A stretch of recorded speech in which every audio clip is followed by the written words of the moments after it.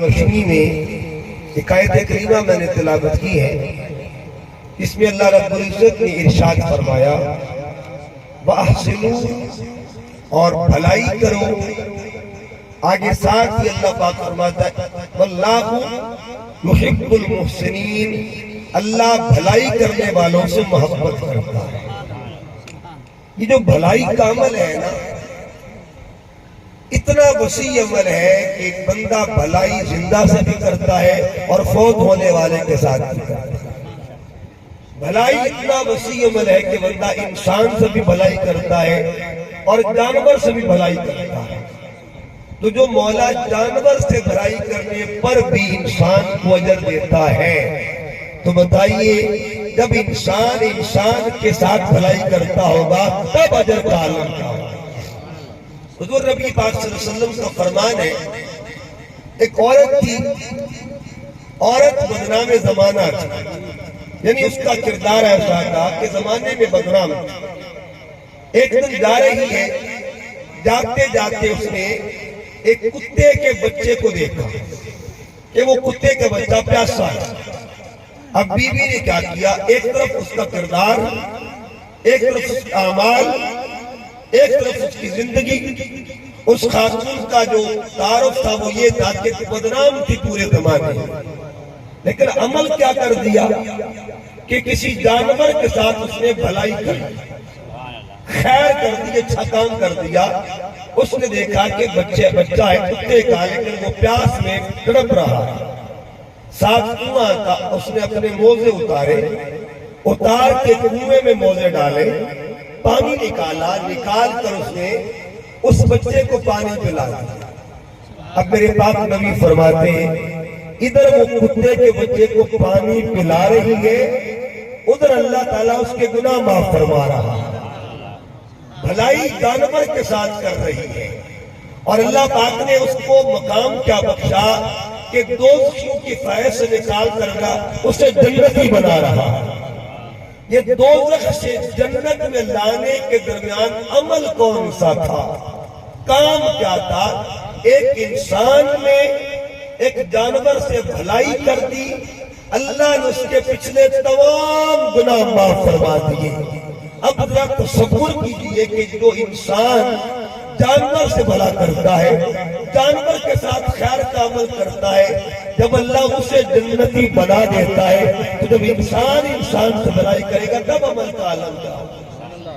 ہمارا وجود جتنا بھی ہے نا، اگر سر سے لے کے پیروں تک ہم نظر ڈالیں تو اللہ تعالیٰ نے ہمیں آزاد دی، ہاتھ اللہ نے دی۔ اس ہاتھ کا تعلق دو طرح کا ہے، ایک اس کا تعلق اللہ کے ساتھ بھی ہے اور ایک تعلق بندوں کے ساتھ ہے۔ زبان کا تعلق دو طرح کا ہے، ایک تعلق رب سے ہے، ایک تعلق بندوں سے۔ انسان کے پیروں کا تعلق دو طرح کا ہے، ایک تعلق رب سے، ایک تعلق بندوں سے۔ اور کوئی پوچھے کہ پیروں کا تعلق رب نال کی ہے، بندیاں نال کی ہے۔ ایک مثال دے رہا ہوں، ایک لفظ ہے اس کو کہتے ہیں عبادت۔ کیا کہتے ہیں جی؟ عبادت کس کی کرتے ہیں؟ اللہ کی۔ بالکل ٹھیک ہے جی، عبادت عمل ہے۔ ایک بندہ قدم اٹھا کے نماز کے لیے جا رہا، لوگوں نے کہا کدھر جا رہا، کہنے لگے عبادت کرنے جا رہا۔ کیا کرنے جا رہا ہوں؟ عبادت۔ ایک بندہ اور ہے، اس سے پوچھا بھائی تو کتنے جانا پہ؟ اس نے کہا جی میں عیادت کرنے جا رہا۔ عبادت اور عیادت، عبادت کس کے لیے؟ اللہ کے لیے، عیادت کس کے لیے؟ ایک بندہ بیمار تھا، اب گھر سے نکلا وہ بندہ، اس کو پوچھنے جا رہا۔ اب ایک بندہ ہے دو کام کرتا ہے، ایک قدم پہ چل کے عبادت کرنے جا رہا ہے، ایک قدم پہ چل کے عیادت کرنے جا رہا ہے۔ کام دونوں پیروں سے ہو رہے ہیں، چل کے وہ بھی جا رہا ہے، چل کے یہ بھی جا رہا ہے۔ ایک جا رہا اللہ کے لیے، ایک جا رہا ہے بندے کے لیے۔ اللہ تعالیٰ دونوں کا عمل قبول فرما دیتا ہے۔ اگر اللہ کے لیے گھر سے نکلے ہو تب بھی اللہ قبول کرتا ہے، اگر بندے کی خاطر نکلے ہو تب بھی اللہ۔ اچھا 5 نمازیں آپ سنتے ہیں کہ نماز فجر بلاوا آتا ہے، آپ مسجد میں چلے جاتے ہیں، ظہر بلاوا یا مسجد میں گئے، عصر بلاوا یا مسجد میں گئے، لیکن ایک نماز ایسی ہے جس کا بلاوا ہر زبان میں ہوتا ہے، ہر زبان میں۔ عصر فجر کا بلاوا ایک زبان میں، ظہر کا بلاوا ایک ہی زبان میں، زبان بدلتی کبھی اس کسی نے ترجمہ کر کے اذان نہیں پڑھی بلکہ عربی میں اذان ہوتی، اللہ اکبر اللہ اکبر۔ بلاوا ہی کوئی زبان ہے، ظہر کا بلاوا ہی کوئی زبان ہے، عصر کا بلاوا ہی کوئی زبان ہے، مغرب کا بلاوا ہی کوئی زبان ہے، عشاء کا بلاوا ایک کوئی زبان ہے، لیکن ایک نماز ایسی بھی ہوتی ہے جس کا بلاوا ہر زبان میں ہوتا ہے۔ اگر علاقہ کراچی کا ہے تو زبان اردو کی ہوگی کہ جی فلاں بندہ فوت ہو گیا ہے تو جنازے میں شامل ہو جاؤ۔ علاقہ جھنگ کا ہے تو بولی بھی جھنگ والی ہوگی۔ اس کا مطلب یہ ہوا جیسا علاقہ ہوگا ویسی بولی ہوگی۔ اب دو طرح کی نمازیں ہیں، ایک کا تعلق صرف اللہ کے ساتھ ہے، ایک نماز وہ بھی ہے جس کا تعلق رب کے ساتھ بھی ہے اور بندے کے ساتھ۔ آپ پوچھیں گے وہ کیسے؟ دیکھیے گا باقی 5 نمازیں نا ان کا تعلق ایک جہان سے ہے۔ کتنے جہانوں سے؟ ایک جہان سے۔ جنازہ وہ عمل ہے جس کا تعلق ایک جہان سے نہیں ہوتا۔ آپ چارپائی لے کے جنازے آتے ہیں، چارپائی پڑی ہے، ایک وہ ہے جو چارپائی پہ پڑا ہے اور کچھ وہ لوگ ہیں جو ہاتھ باندھ کے کھڑے ہیں۔ صفوں میں بھی بندے کھڑے ہیں، چارپائی پر بھی ایک بندہ لیٹا ہوا ہے۔ عمل ایک ہے، اس کا فائدہ چارپائی والے کو بھی ہوگا، اس کا فائدہ صفوں والوں کو بھی ہوگا۔ چارپائی والے کا جہان اور ہے، صفوں والوں کا جہان اور ہے۔ جو ہاتھ باندھ کے کھڑے ان کا جہان اور ہے، اور جو آگے چارپائی پہ لیٹا ہوا ہے میت اس کا جہان اور ہے۔ یہ وہ واحد عمل ہے جس کا فائدہ دونوں جہانوں کو مل رہا ہے۔ اس جہان کو بھی فائدہ ہے اور اگلے جہان کو بھی فائدہ ہے۔ اس کا مطلب یہ ہوا آپ فجر پڑھتے ہیں تو اس کا مقصد صرف اللہ کے لیے ہوتا ہے، لیکن جب جنازہ پڑھتے ہیں مقصد 2 ہوتے ہیں۔ 2 مقصد کیا ہے؟ یہ عمل وہ ہے جس کا تعلق اللہ کے ساتھ ہوتا ہے، بندوں کے ساتھ۔ اگلی بات سنیے، چلو ایک بندہ جنازہ پڑھ رہا ہے، جنازہ پڑھ کے مالکوں نے کہا جی بھی جنازہ پڑھ لیا ہے، ہماری طرف سے اجازت ہے، جو جانا چاہتا ہے چلا جائے۔ اچھا کچھ لوگ قریبی ہوتے ہیں، وہ جنازہ گاہ سے قبرستان تک جاتے ہیں، ٹھیک ہے جی، قبرستان تک جاتے ہیں۔ اچھا یہاں تک تو چلو نماز پڑھی تھی، علماء بیٹھے ہیں، حافظ صاحب بھی بیٹھے ہیں، شاہ صاحب بھی بیٹھے ہیں، قاری صاحب بھی بیٹھے ہیں، انہوں نے آپ کو مسئلہ بتایا ہوگا۔ ایک بندہ آتا ہے جنازہ پڑھنے اور ایک بندے نے کہا جی میں تے قبر تک نال جا سکتا دفنا کے نہ آسا۔ اور اے دسو ایک بندہ نماز پڑھن واسطے جاندا وہ پڑھ کے واپس آ گیا، ایک گیا قبر تے نال دفنا کے آیا۔ اب دونوں میں سے اجر کس کا زیادہ ہوگا؟ اجر کس کا زیادہ ہوگا؟ میرے آقا فرماتے ہیں جو بندہ جنازہ گاہ تک جاتا ہے اس کو ایک قرات کا ثواب ملتا ہے۔ قرات کس کو کہتے ہیں؟ فرمایا احد پہاڑ کا جتنا بھی فاصلہ ہے نا، یہ سارا جو پہاڑ ہے یہ قرات کے برابر ہوتا ہے۔ اور جو بندہ پڑھ کے جنازہ دل میں خیال کرتا نہیں یار قبر تک نال جاسا دفنا کے تاسا، میرے آقا فرماتے ہیں یہاں تک تو معاملہ صرف نماز کا تھا، اگلا معاملہ نماز کا نہیں ہے، وہ تو دفنانے کا ہے۔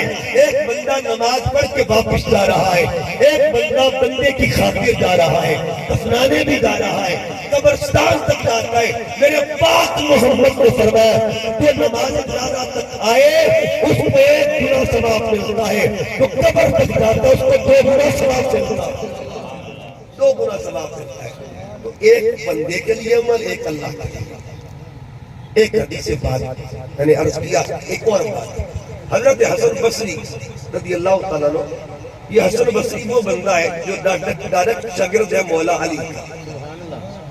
اس بندے نے مولا علی سے خود سیکھا۔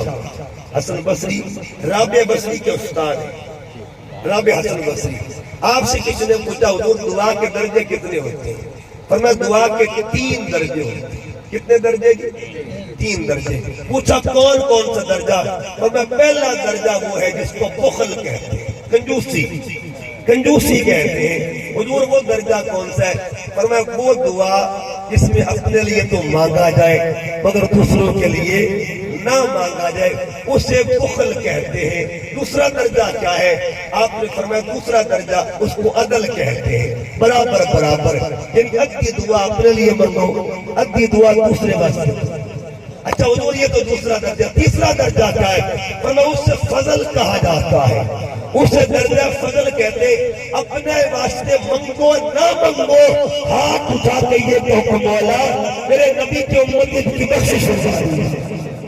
اس کا مطلب یہ ہوا دعا کا بھی اعلیٰ درجہ وہ ہوتا ہے جس میں بھلا دوسرے کے لیے مانگا جائے، خیر دوسرے کی مانگی جائے اور دوسرے کی سلامتی مانگی جائے۔ آقا فرماتے ہیں یہ سنت کس نے دی تھی؟ میرے اور آپ سب کے آقا مولا نبی پاک صلی اللہ علیہ وسلم جب دنیا میں آتے ہیں، آپ کی اماں نے دیکھا میرا لال پیدا ہوا، پیدا ہوتے ہی میرے پاک محمد نے ابھی ماں کا دودھ نہیں پیا، ماں کا دودھ نہیں پیا، حضور کی امی فرماتی ہے میرا لال سجدہ کر رہا ہے۔ میں نے قریب جا کے دیکھا، ہونٹ حرکت کر رہے تھے، کان لگائے، تو کیا مانگا جا رہا تھا؟ کس کے لیے مانگا جا رہا تھا؟ اپنے لیے کچھ مانگ رہے تھے؟ کہا نہیں، اپنی خاطر کچھ نہیں مانگ رہے تھے۔ میرے پاک نبی سجدے میں جا کے ایک دعا مانگتے، ربی حبلی امتی، ربی حبلی امتی۔ آتے ہی تو اپنی فکر بات نہ کرے، دودھ کی فکر بات نہ کرے، جو پیدا ہوتے ہی دودھ کی فکر کرتا ہے اسے امتی کہتے ہیں، اور جو پیدا ہوتے ہی امت کی فکر کرے اسے ذات محمد کہتے ہیں۔ نعرہ تکبیر، نعرہ رسالت، نعرہ خلافت، نعرہ حیدری۔ جو پیدا ہوتے امت کی فکر کرے۔ یاد رکھیے یہ سجدہ وہ سجدہ تھا جس میں دو طرح کا معاملہ تھا، ایک معاملہ رب کے ساتھ تھا، ایک معاملہ امت کے ساتھ تھا۔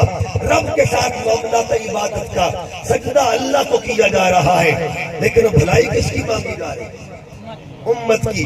یہی طریقہ لانے کا تھا اور یہی طریقہ نواسے کا، یہی طریقہ میرے پاک محمد کا تھا، یہی طریقہ میرے پاک حسین کا تھا۔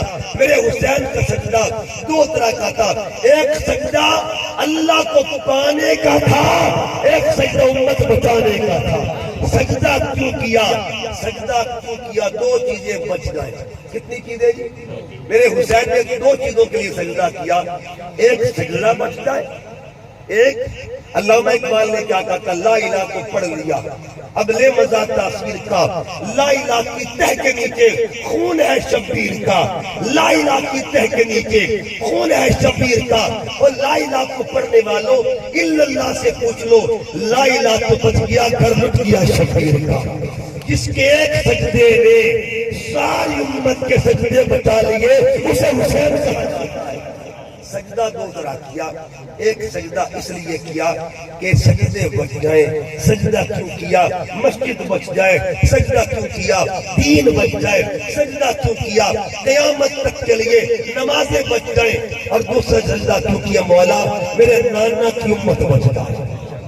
ایک وقت میں دو کام کرنا، فکر کرنا، جو فکر ہے نا، امام علی مقام چونکہ کربلا والوں کا مہینہ ہے تو آؤ ان سے خیرات لینے کے لیے، ان کے در کے پینے بننے کے لیے اور ان کے در سے حاصل کرنے کے لیے کچھ باتیں ان کی کرتے ہیں۔ امام علی مقام، اور یہ چونکہ یہ عادت وہ ہے، عادت ان کو اصل سے ملی ہے۔ قرآن مجید کا 29واں پارہ ہے۔ امام حسن اور امام حسین دونوں شہزادے بیمار ہوتے، جب بیمار ہوئے تو سیدہ طیبہ طاہرہ بطول زہرا سلام اللہ علیہ انہوں نے منت مانی کہ مولا میرے بچے ٹھیک ہو جائیں، میں 3 دن کے روزے رکھوں گی۔ معاملہ بھلائی کا ہو رہا تھا، بات بھلائی یاد رکھیں، مولا بچے ٹھیک ہو جائیں، میں 3 دن کے۔ اچھا منت جو ہوتی ہے نا وہ اللہ کے لیے مانی جاتی ہے، مسئلہ یاد رکھیں، مولا میں تیری خاطر منت مانتی ہوں کہ میرے بچے تندرست ہو جائیں، میں تیرے راہ میں 3 دن کے روزے رکھوں گی۔ بچے تندرست ہوئے، بطول پاک نے روزے رکھے، کس کی خاطر روزے رکھے؟ اللہ کے لیے۔ اچھا روزے رکھے تھے اللہ کے لیے، جب افطار کا وقت آتا پہلا دن آیا، دروازے پہ دستک ہوتی ہے، آواز آئی اے آل محمد مسکین آ گیا ہے۔ روزہ رکھا کس کے لیے تھا جی؟ اللہ کے لیے۔ آواز آتی آل محمد مسکین آ گیا۔ بطول پاک نے اپنے گھر کے لیے کچھ نہیں بچایا، دسترخوان اٹھایا تاکہ خراج میں عطا فرما دیا، پانی پر افطار کر لیا۔ دوسرا دن آیا، پھر اسی وقت اے آل محمد آج یتیم آ گیا ہے، اٹھایا سب کچھ یتیم کو دے دیا۔ تیسرا دن آیا، اے آل محمد آج قیدی آ گیا۔ 3 دن کے روزے اللہ کے لیے، روزے اللہ کے لیے، خیرات بندے کے لیے، روزے رب کے لیے، بھلائی بندے کے لیے، روزے خدا کے لیے، خیرات بندے کے لیے۔ جب 3 دن خیرات کی تو میرے پاک نبی نے فرمایا بیٹی فاطمہ تجھے پتہ ہے تیرے دروازے پر کون آ رہا تھا؟ بابا وہ کون تھا؟